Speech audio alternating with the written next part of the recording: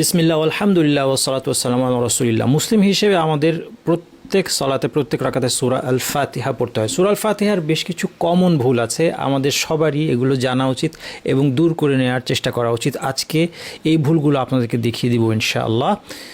শুরুতে আপনাদেরকে একটা সুসংবাদ দিয়ে নেই, তাজউইদের উপর সম্পূর্ণ নতুন একটি কোর্স শুরু হতে যাচ্ছে ইনশাআল্লাহ। অথবা এই ভিডিও যখন আপনি দেখছেন তখন কোর্স শুরু হয়ে গিয়েছে, অথবা কমপ্লিটও হয়ে গিয়ে থাকতে পারে।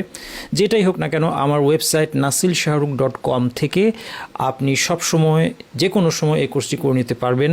এছাড়া অবশ্যই আমার টেলিগ্রাম এবং হোয়াটসঅ্যাপ চ্যানেল যুক্ত থাকুন, আমার ইউটিউব চ্যানেলটি সাবস্ক্রাইব করে রাখুন যেন কোনো ঘোষণা কোনো ভিডিও আপনার মিস না হয়। তাহলে চলুন সূরা আল ফাতিহার কমন ভুলগুলো আমরা দেখে নিই। আপনাদের সামনে সূরা আল ফাতিহা রয়েছে, আপনাদের সবার এটা অবশ্যই মুখস্থ আছে। যে কোনো সূরা বা আয়াতের শুরুতে আমরা আউযু বিল্লাহি মিনাশ শাইতানির রাজিম পড়ে নেই, তবে এটা আল কোরআনের অংশ নয়, এটা আল কোরআন তেলাওয়াতের শুরুতে শয়তান থেকে আশ্রয় চাওয়া, এই আশ্রয় চাওয়ার উপায় আল কোরআনেই আল্লাহ তাআলা তাগিদ দিয়েছেন। এরপরে সূরা ফাতিহার প্রথম আয়াতে যদি আমরা চলে আসি, আপনারা প্রথম আয়াতে এখানে দেখতে পাচ্ছেন বিসমিল্লাহির রহমানির রহিম। এই আয়াতে আমরা যেই ভুলের প্রতি দৃষ্টি আকর্ষণ করব সেটা হচ্ছে র এবং হা, এই দুটি হরফ। র হরফটা আমাদেরকে ভারী করে উচ্চারণ করতে হবে।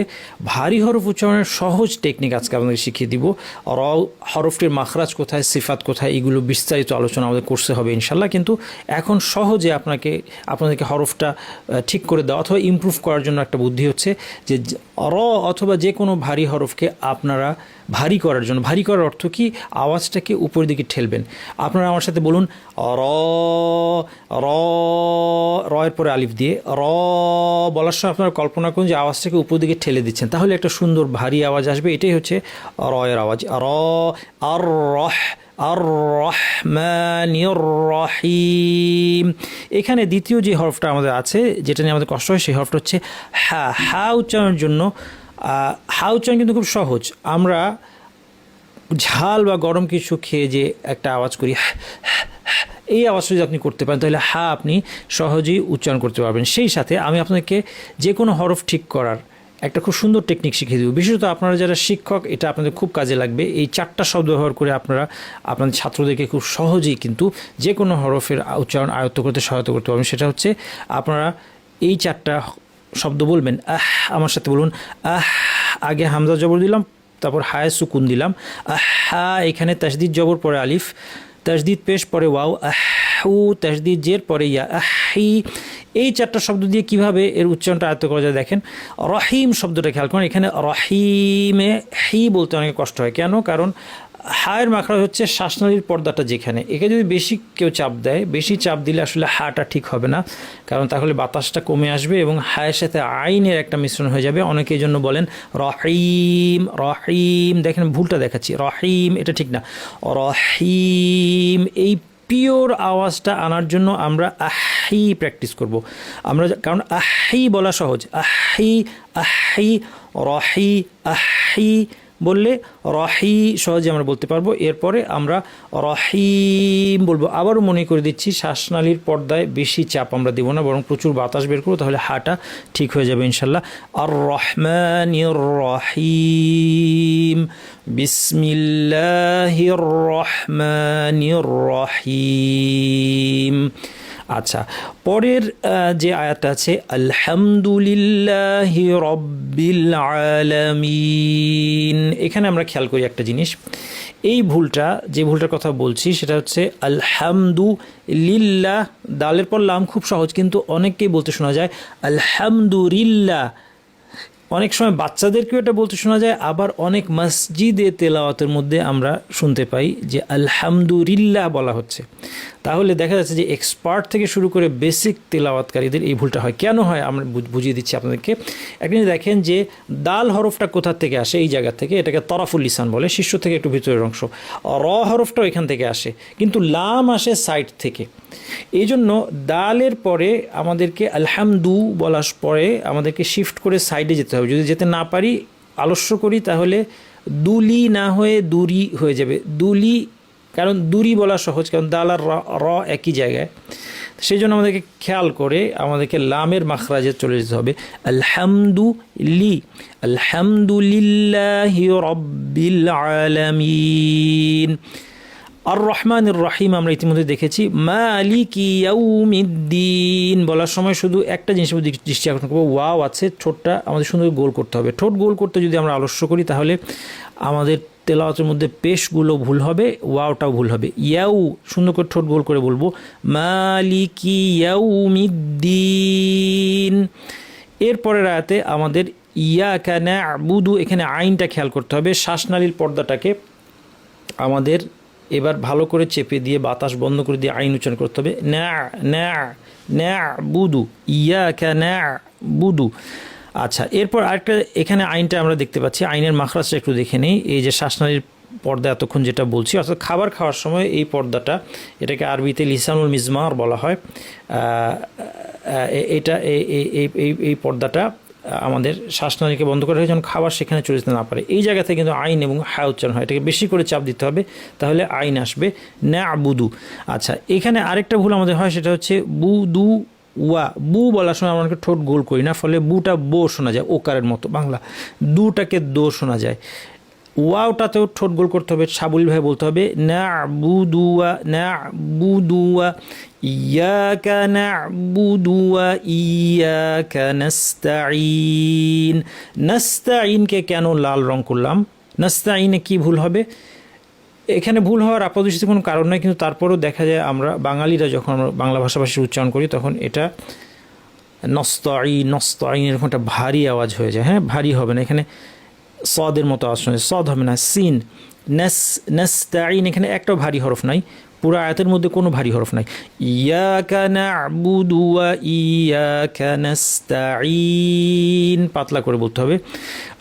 পরের আয়াতে বেশ কয়েকটা জিনিস খেয়াল করবো। প্রথমত হা ইহ বলার সময় যেন হায়ের আওয়াজটা থাকে। অনেকে শুধু বাতাস ছেড়ে দেন, ইহ হয়ে যায়, ইহ বলবো না, ইহ ইহ, হায়ের আওয়াজ শোনা যাবে। ইহ, আবার ইহে এরকম যেন না হয়, ইহে ইহে ইহ নড়বে না। ইহদিনা, এখানে নুন গিয়ে যখন সদকে ধরবে তখন একটা জিনিস প্রথমত সদ সম্পর্কে বলি, যে সদ জিনিসটা আসলে কি। সদ একটা ভারী হরফ। একটু আগে আমরা বলেছি যে ভারী করার মানে কি, আওয়াজের উপর দিকে ঠেলা। যেমন সদকে উচ্চারণ করা খুব সোজা, যদি আমরা সিন উচ্চারণ করতে পারি, আস আস, একটা চিকন শার্প আওয়াজ, আসা, এটা হচ্ছে সিন, তাই না? এই আওয়াজটাকেই জিব্বা যেখানে লাগাচ্ছেন সেখানেই লাগাবেন, কিন্তু আওয়াজটাকে উপর ঠেলে দিলে সদ হয়ে যাবে। আসা, এটা হচ্ছে সিন। এটা হচ্ছে সদ, এর সাথে কিন্তু ঠোঁট গোলের কোনো সম্পর্ক নাই। সদ দ ত ভ, এই হরফগুলোতে আমরা অনেক সময় ঠোঁট গোল করি, ঠোঁট গোল করবো না। ঠোঁটের সম্পর্ক হচ্ছে হরকতের সাথে। হরকত কি? জবরজের পেশ। পেশ বলার সময় ঠোঁট গোল হয়, আর হরফের মধ্যে শুধুমাত্র ওয়াও উচ্চারণের সময় ঠোঁট গোল হয়, এছাড়া স দ ত ঠোঁট গোল হবে না। হ্যাঁ, আচ্ছা, দ্বিতীয় কথা হচ্ছে সদকে ভারী করার জন্য আসকে উপর ঠেলতে হবে। তাহলে আসি, আসি, আসি এটা হচ্ছে সিন, আসি এটা হচ্ছে সিন, আসি এটা হচ্ছে সদ। এখানে আছে নুন না, অনেকে যেটা আমরা ভুল করি, নুনটাকেও ভারী করে ফেলি, নসি বলে ফেলি, নসি নসি এরকম না, নাস নাসি ইহদিনা সিরাত। আচ্ছা, এরপরে র ভারী, একটু আগে আমরা বলছি। ত হরফটাও কিন্তু ভারী। তরফুল লিসান, শীর্ষ থেকে একটু ভিতরের অংশ, এটাকে উপরে দাঁতের গোড়ায় লাগিয়ে ত ত বলতে হবে, সিরাত। আচ্ছা, এরপর আরেকটা ঝামেলা আছে, ত ভারী কিন্তু এরপরে তল, লামটা পাতলা, ভারী পাতলা, এই পাশাপাশি আসে, একটু সমস্যা খেয়াল করতে হবে। তল বলবো, অনেকে লামকেও ভারী করে ফেলে তল বলে ফেলেন, দেখা যায় যে তল মুস্তাকিম সব ভারী হয়ে যায়, এভাবে বলেন, ভুলটা দেখাচ্ছি। তল মুস্তাকিম, সিরাতল মুস্তাকিম না, তল মুসটা সব পাতলা। তারপর এবার কি ভারী। হ্যাঁ, তাহলে একটু প্র্যাকটিস করলে ঠিক হয়ে আসবে ইনশাল্লাহ। ইহদিনাস সিরাতাল মুস্তাকিম, ইহদিনাস সিরাতাল মুস্তাকিম, ইহদিনাস সিরাতাল মুস্তাকিম। সর্বশেষ আয়াত, এটাকে আমরা এক নিঃশ্বাসে পড়তে পারি, ভেঙেও পড়তে পারি। এখানে আলাইহিমের পরে আমরা থামতে পারি চাইলে। এখানে দেখেন সিরাতাল্লাযীনা আনআমতা, এখানে একটা কমন ভুল হচ্ছে, অনেকে নুন এবং মিমে আওয়াজটা বাউন্স করে, কলকলার মতো শোনা যায়। আনআমতা এরকম শোনা যায়, আনা আনা আনা এরকম না, আন আন, জিব্বা যেন ধাক্কা খেয়ে সরে না আসে, সরাসরি আইনে চলে যাব, আন শেষ করে আতে চলে যাব। আন আম, মিম বলার সময় ঠোঁট যেন ধাক্কা না খায়। আন আমতা না আমতা, আন আমতা। সিরাতাল্লাযীনা আন'আমতা আলাইহিম। গয়রি বলার সময় আমরা অনেকে বাংলা গয়ের মতো শক্ত আওয়াজ করি, গয়রি বলি, গয়রি না, নরম করে গয়রি বলতে হবে। গয়ন যদি আপনি ঠিক করতে চান, এটা একটা নরম এবং ভারী আওয়াজ, আও বলা প্র্যাকটিস করতে হবে। দীর্ঘ সময় আপনি লম্বা করে নিঃশ্বাস নিয়ে প্র্যাকটিস করুন বাসায়, আও এটা যদি আপনি বলতে পারেন দীর্ঘ সময়, তাহলে গয়ন ঠিক হয়ে আসবে।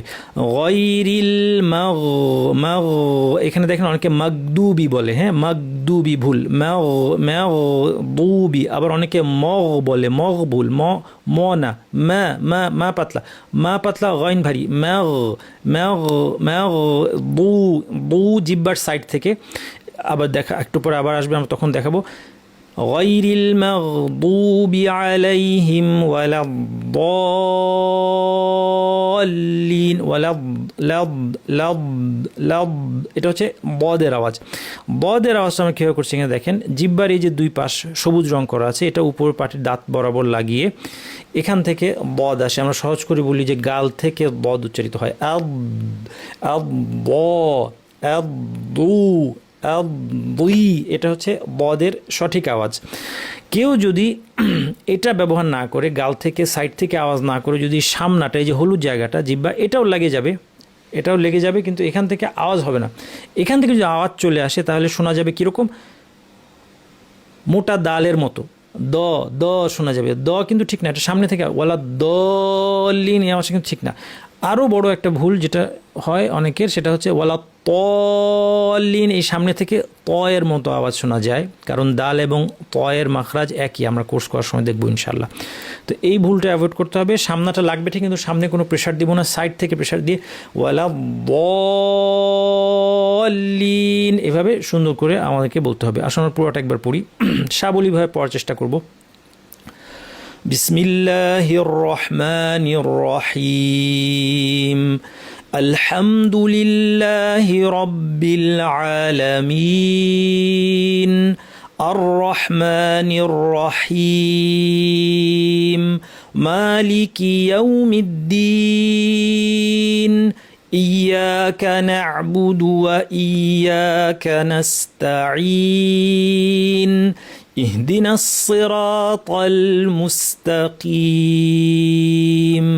صراط الذين أنعمت عليهم غير المغضوب عليهم ولا الضالين